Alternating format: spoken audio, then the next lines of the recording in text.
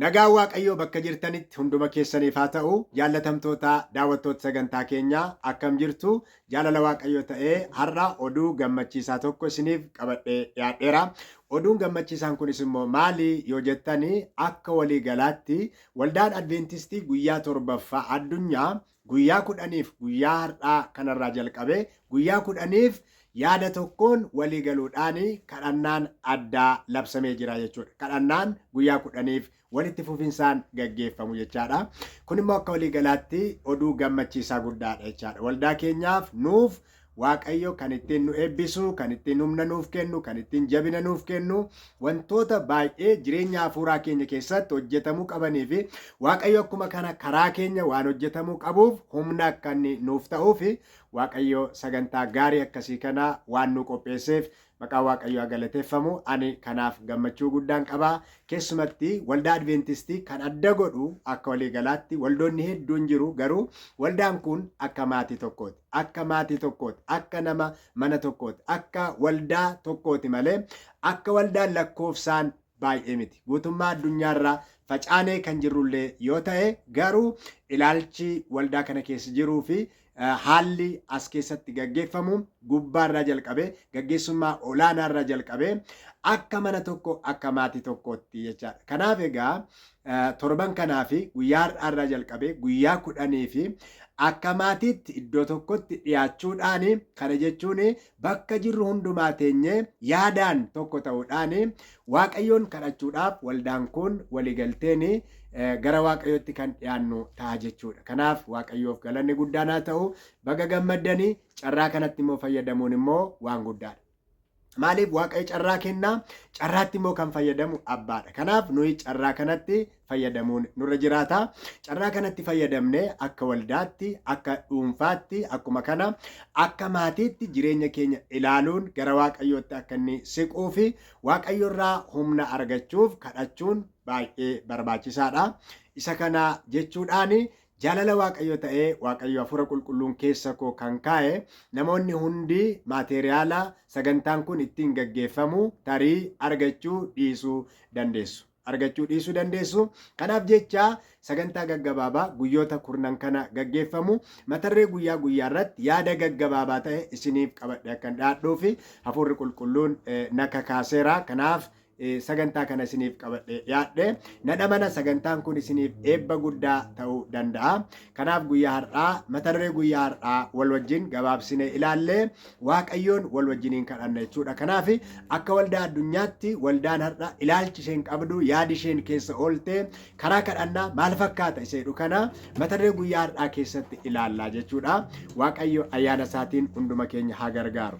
Gara ergaa guyyaa har'aatti otoo hin seeniin dura kutaa heertuun guyyaa har'aa sagantaa guyyaa har'aa irratti dubbifamu keessaa fudhatame isa dubbisuudhaan Waaqayyoon kadhannee itti fufnee waan jiru waliin ilaallaa jechuudha.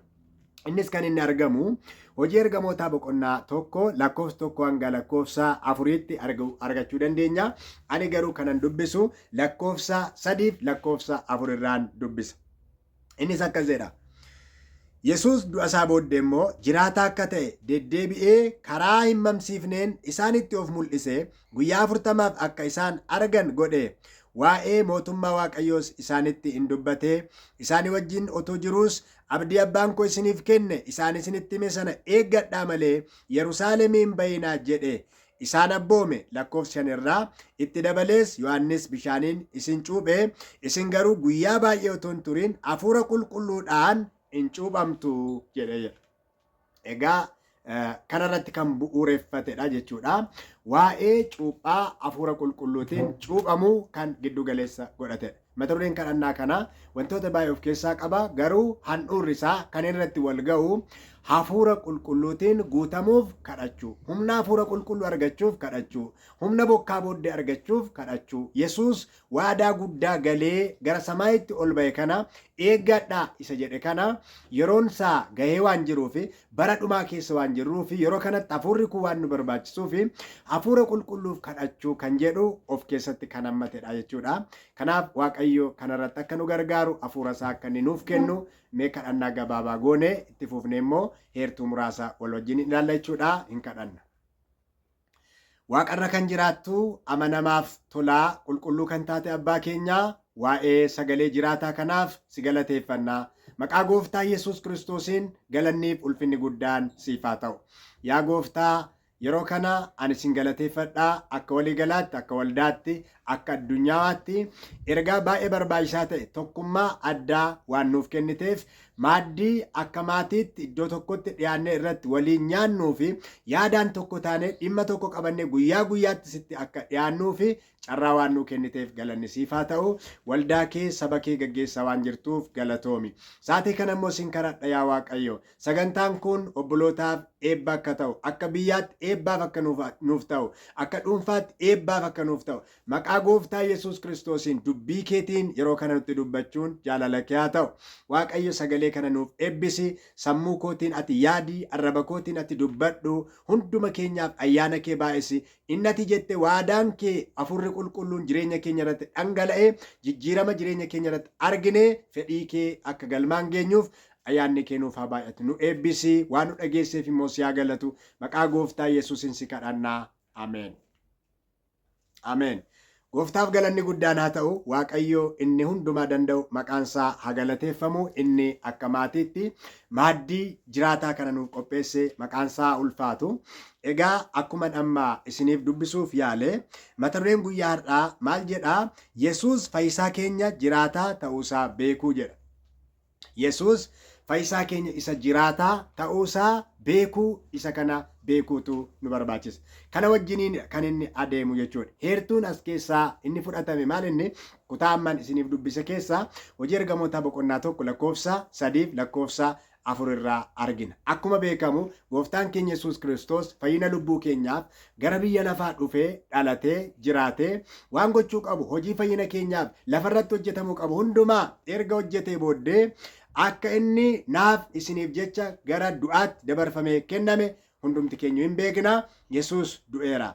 Haa ta'u malee oduu gammachiisaan Yesuus du'aa ka'eera. Galanni isaaf haa ta'u. Yesuus du'aa ka'eera. Seexanni garuu du'aa ka'uu Yesuus kana akka inni hiika hin taane godhatuu fi bifa hin taane, boca hin taane akka inni godhatuu fi dhama'insa guddaa dhama'ee ture yeroo sana. Dhama'insi inni dhama'ee keessaa tokko maal inni? Inni illee du'aan ka'u garuu duuka buutonni isaa namicha kana awwaala keessaa reeffa saatanii akka waan inni du'aa ka'eetti barsiisuu danda'u jedhaniiti. Kanaaf eegdota itti ramadanii dhagaa guddaadhaan awwaala isaa cufanii, lammaffaa immoo awwaalli isaa akka hin banamne, namni tokko karaa awwaala isaa akka hin dabarre maal godhanii? Eegdota ciccimoo filanii itti ramadan. Garuu oduu gammachiisaan jiru Yesuus du'ee guyyaa sadaffaatti du'aa ka'uun hojii isaa waan ta'eef, kaayyoo isaa waan ta'eef inni Waaqa gatii cubbuu keenyaa kaffalee gaafa guyyaa sadaffaa immoo moo'ichaan ka'uuf Waaqa danda'u waan ta'eef gaafa guyyaa sadaffaa dilbata sana ganama eegdonni awwaala irratti ramadamanis haa ta'u, dhagaan awwaalaa guddaan isarra ciises haa ta'u, gadi isa qabuu hin dandeenye. Gadi isa qabuu hin dandeenye. Maqaa Waaqayyoo galateeffamu. Yesuus du'aa ka'e. Haa ta'u malee du'aa ka'uun duraa du'aa ka'ee booddee gara Waaqaatti, gara Abbaatti otoo ol hin bahin hojii hojjechuu qabutu isarra ture. Hojii hojjechuu qabu isarra ture. Hojiin hojjechuu qabu maali jettanii gaafa gaafattan, tokkoffaa Yesuus du'aa hin ka'u, garuu duuka buutonni isaa awwaala keessaa reeffa saatanii akka waan inni du'aa ka'eetti namoota goomsuu danda'u kan jedhu barumsi seexanni sammuu namootaa keessa facaasee jira ture. Ganama sana yeroo awwaalli isaa banaa ta'e namoonni dhaqanii, ragaa baatonni sobaa dhaqanii, eegdonni sun dhaqanii maal jedhanii turanii? Nutoon beeknu bartoota isaatu isa hate jedhaati ragaa ba'a jedhanii akkasitti akkasaan ragaa sobaa ba'anii fi gorfamanii turan. Yesuus maal gochuu qaba? Isa kana balleessuut, isa kana jiraataa ta'uusaa, kan hatame otoo hin taane, kan du'aa ka'e, kan awwaala diigee ka'e, kan seexana mo'ate, kan du'a mo'ate ta'uusaa agarsiisutu irra ture. Kanaaf guyyaa 40 halkan 40 maal godhe jedha? Bartoota isaa wajjiniin ture jedha. Bartoota isaa wajjin ture guyyaa 40 halkan 40. Tokko isa kanadha. Soba seexanni qopheesse, barumsa sobaa seexanni qopheesse dhugaa balleessuudhaaf, dukkaneessuudhaaf, hojii seexanni hojjete sana ifatti diiguudhaaf Yesuus bartoota wajjiniin deddeebi'uutu isarra ture. Lammaffaa immoo Yesuus maal gochuutu isarra ture? Yeroo Yesuus fannifamu abdiin bartoota isaatii baay'ee laafee ture. Ergama isaanii hubachuu dadhabanii turan. Abdii kutatanii turan. Wanta gara fuulduraatti isaan eeggatu waan hedduu wallaalanii turan. Sodaadhaan liqimfamanii turan. Dukkanni baay'een isaan liqimsee ture. Haa ta'u malee Yesuus gara abbaatti ol ba'uu isaan dura warri hojii inni jalqabe kana itti fufsiisan bartoonni isaa waan hundumaa hubachuu qabu turan. Waan hundumaa hubachuu qabu turan. Ergama isaan eeggatu hubachuu qabu turan. Waan carraa fuulduratti qaban rakkina isaan mudatu beekuu qabu turan. Maqaa Yesuus Kiristoosiin Yerusaalem irraa jalqabe biyya lafaa hundumaaf fayyinni akka labsamu misraachoon yaada garaa geeddarachuu gara Waaqayyootti deebi'anii fayyuu karaa Kiristoos Yesuus fayyinni ilmaan namootaaf kenname oduu gammachiisaan sun nama hundumaa bira ga'u akka qabu bartoonni isa kana beekuu qabu. Kan ammoo gochuu kan qaban isaan akka ta'e waamicha isaanii akka ta'e hubachuutu isaan irra ture. Kanaaf Yesuus isaan wajjin nyaate, isaan wajjin dhuge, isaan wajjin deeme, abdii kanaan duraa isaan yaadachiise, waan gochuu qaban hundumaa isaan barsiise, guyyaa 40 halkan 40 isaan wajjiniin deddeebi'e jedha. Erga akkas godhee booddee maal jedhee lakkoofsa 4 irratti waan guddaa tokko isaanitti. Egaa bartoonni hojii guddaatu isaan eeggata. Akkuma kana immoo rakkina guddaa, qormaata guddaa, ari'annaa guddaatu isaan eeggata. Salphaa miti yeroo sana haalli yeroo sana baay'ee ulfaataa ture. Baay'ee ulfaataa ture. Keessumaa oduu misraachoo wangeelaa bara baraa kana himuudhaaf carraan yeroo sana jiru baay'ee dhiphaa ture. Waan baay'eetu yeroo sana rakkisaa ture. Gooftaa Yesuus bartoota isaatiin akkas jedhe. Keessaa tokko kan inni jedhe maal inni Maatewos boqonnaa 28 lakkoofsa 19 qabee hanga 20tti yommuu dubbiftanii egaa si'achi gooftummaan waaqarratti lafarratti anaaf kennameera. Kanaaf iyyuu jedhe gara biyya lafaa hundumaa dhaqaa maqaa abbaatiif ilmaatti kan hafuura qulqulluutti isaan cuuphuudhaan saba hundumaa duuka buutu tokko taasisaa. Waan ani isin abboomes eeguu isaan barsiisaa. Kunoo ani immoo guyyaa hundumaa hanga dhuma baraatti isin wajjinan jira jedhe gooftaa Yesuus. Galanni isaaf haa ta'u. Egaa ergamni guddaan inni isaanitti kenne kun baay'ee ergama jabaa ture. Ergama salphaan turre. Ergama fooniif dhiigaan galma ga'uun turre. Ergama barumsa biyya lafaatiin, beekumsa biyya lafaatiin, jabina biyya lafaatiin, muuxannoo biyya lafaatiin hojjetamu hin turre. Kan inni isaanitti kenne hojii guddaa. Bartoonni isaa garuu dadhaboota ture. Baay'ee dadhaboota turan. Ija laafota turan, sodaattota turan, warra of jaalatan turan, ofittoo turan, warra baay'ee hubannaa hin qabne turan, dafanii kaan isaanii kan aaran, kan dheekkaman turan, kaan isaanii kan ariifatan turan, kaan isaanii immoo kan sodaatan turan. Jireenyi isaanii garaagarummaa baay'ee qaba ture. Dadhabbii baay'ee qabu turan. Har'aa saba Waaqayyoo keessatti, waldaa kiristaanaa keessatti, amantoota hundumaa keessatti kan mul'atu laafina guddaa qabu turan. Jireenyi kadhannaa isaanii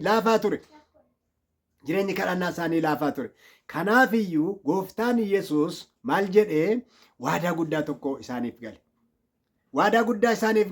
Waadaan inni isaaniif gale kun lakkoofsa 4 irratti akkas kan jedhu ture. Isaanii wajjin otoo jirus abdii abbaan koo isiniif kenne isaan isinitti hime sana eeggadhaa malee Yerusaalemiin bayinaa jedhee isaan abboome. Itti dabalees immoo Yohannis bishaaniin cuuphe isin garuu guyyaa baay'ee otoo hin turin hafuura qulqulluudhaan hin cuuphamtu isaaniin jedhee jedha.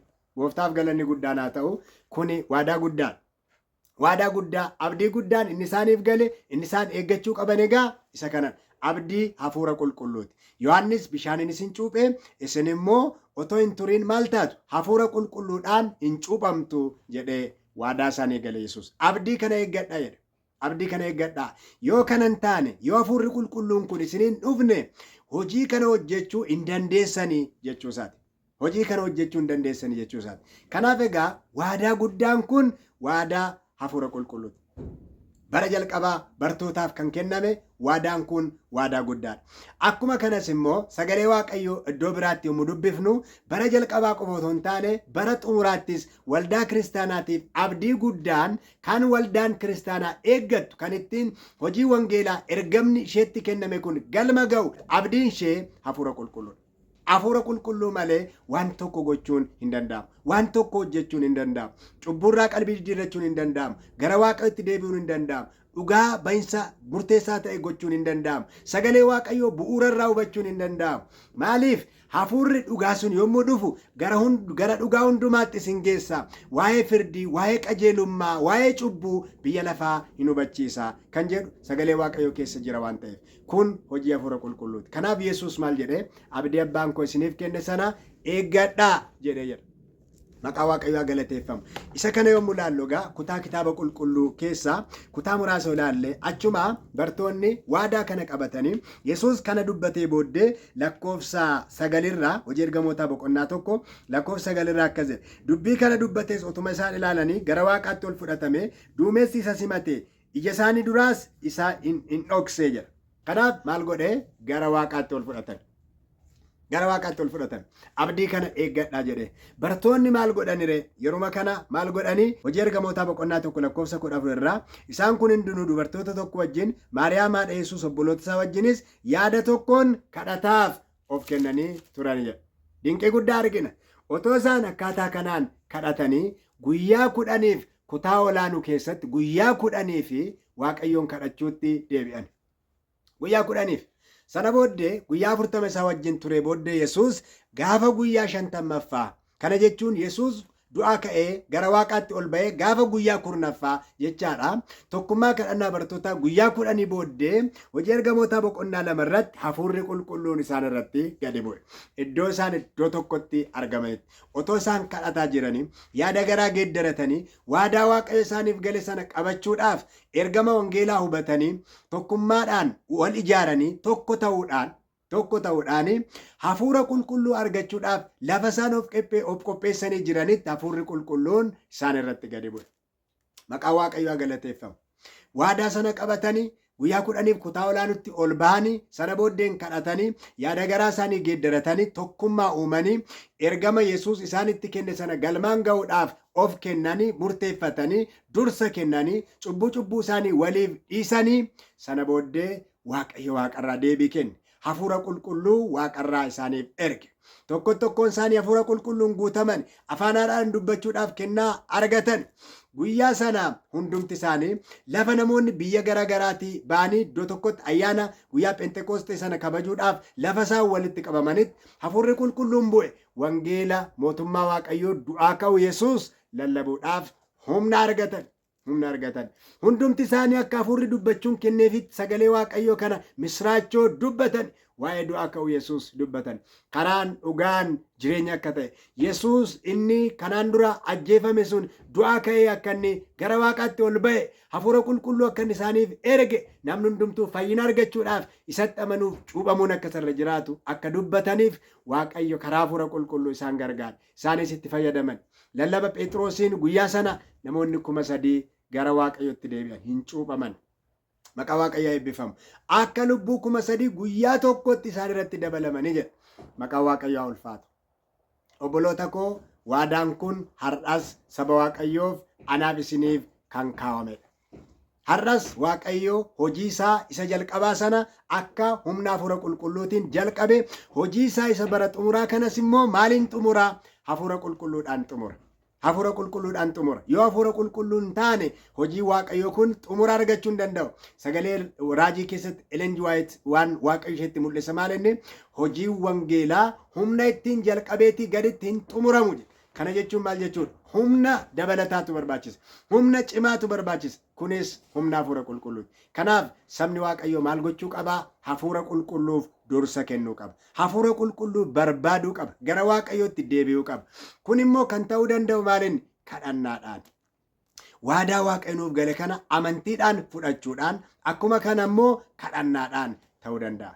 Kanaaf Waaqayyo saba kana waldaa kana akka addunyaatti aarsaa kanarratti yookaan immoo sagantaa kanarratti kan inni walitti qabeef kanaaf jechaadha. Kanaaf waldaa kana akka addunyaatti Waaqayyo dhimma kanarratti tokkummeessee akka waliin kadhannuuf kan inni haala nu mijeessee karaa kanaati jechaadha. Kanaaf gooftaaf galannaa ta'u. Obboloota koo barri nuti keessa jiraannu kun bara xumuraati. bara xumuraati. Bara itti wangeelli mootummaa waaqayyoo kun sabaaf biyya lafaa hundumaa wal ga'uu qabu. Sanyiif qomoo afaan hundumaatti lallabamuu kan qabu yeroon kun yeroo isa xumuraati. Anaaf isiniif ergamni kenname ergaa ergamoota sadaniiti. Ergamaa biraa wangeela bara bara baatee warra lafarraatti qomoo hundumaatti afaan dubbatamu hundumaatti saba hundumaatti labsuudhaaf bantii waaqa walakkaa balali'u nan argeera. Mul'ata Yohaannis boqonnaa 14 lakkoofsa 6. Innis yeroon firdii isaa waan ga'eef waaqayyoon sodaadhaa ulfinas kennaafi isa waaqa lafa galaana burqituu bishaanii uumeef sagadaa jedhe. Ergamaan lammaffaanis duukaa bu'ee kufteetti Baabiloon guddittiin kufteetti jedhe. Baabiloon kufteetti. Ergamaa inni sadaffaanis immoo duukaa bu'ee namni kamillee bineensichaaf bifa fakkeenya isaatiif akka hin saganne akeekkachiisa kan biraa fide jechaadha. Kanaaf ergaa ergamoota kana sadanii biyya lafaatiin ga'uudhaan gooftaan keenya Yesuus Kiristoos akka inni deebi'ee dhufu namni hundumtuu jireenya bara baraaf akka inni murteeffatu hojiin raawwachuu anaaf isinitti hojii kenname. Kanaaf har'aaniif isin yoo hin kadhanne yoo hafuura qulqulluun qabaanne kana gochuu hin dandeenye. Hojii guddaa kana egaa hojjechuudhaaf maaltu nu barbaachisaa? Hafuura qulqulluutu nu barbaachisa. Hafuurri qulqulluun immoo kan inni dhufu deebii kadhannaati. Deebii kadhannaa ta'ee dhufa. Akkamitti arganna? Eessa arganna? Egaa waadaan har'aa wangeela Luqaas boqonnaa 11 lakkoofsa 13 irraa sagalee waaqayyoo akka jedha. Egaa isin namoota taatanii otoo jirtanii ijoollee keessaniif kennaa gaarii kennuu erga beektanii abbaan keessan inni waaqarraa immoo hammam isin caalaa warra isa kadhataniif hafuura qulqulluu kennaa. Ameen. Kanaaf hafuurri qulqulluun kan inni dhufu deebii kadhannaa ta'eeti. Yoo kadhanne hafuura qulqulluu arganna. Kanaaf obboloota koo torban kun torban waaqayyoon itti kadhannee hafuura qulqulluu argannu. Hafuura qulqulluu arganne immoo tokkummoofne yaadaan ergamaan karaa hundumaan tokko taanee ergama wangeelaa kana misraachoo fayyinaa kana labsuudhaan biyya keenyatti obboloota keenyatti hiriyoota keenyatti maatii keenyatti misraachoo kana isaan biraan ga'uudhaan deebiin gooftaa keenya Yesuus Kiristoos akka inni ariifatu gochuudhaaf yeroo itti humna argannu yeroo addaati jechuudha.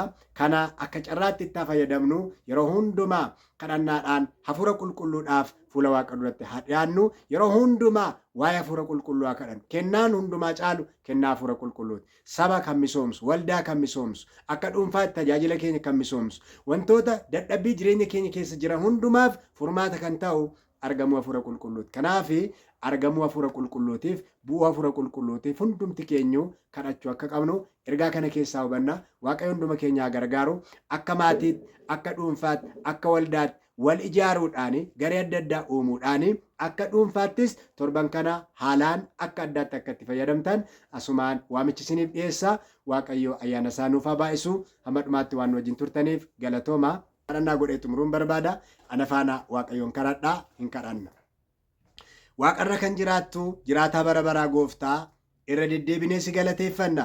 Keessumatti immoo waa'ee kennaa hafuura qulqulluu waadaa guddaa hundumaarra caalu nuuf galteef maqaan kee kan eebbifame haa ta'u.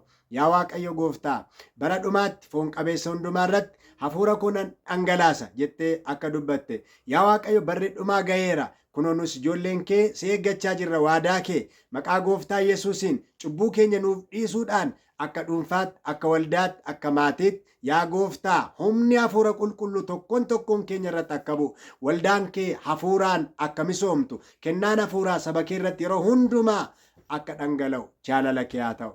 Humna hafuura qulqulluu argannee hojii nurraa eegamu hojjennee deebiin kee akka dafee nuuf ariifatuuf yaa Waaqayyo ayyaanni kee akka nuuf baay'atu jaalala kee haa ta'u. Kunoo sabni kee iddoo tokkotti walitti qabamuudhaan guyyaa 10 yommuu si barbaaddan guyyoota kana keessatti dinqiin bartoota warra jalqabaa irratti ta'e nurrattis akka ta'u.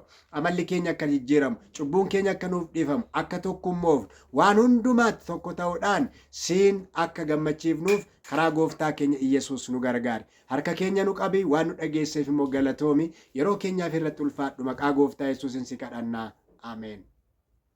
Ameen. Waaqayyo isin haa eebbisu. Ayyaanni Waaqayyo isiniif haa baay'atu. Galatoomaa yeroo itti aanu sagantaa biraatiin deebinee wal argina.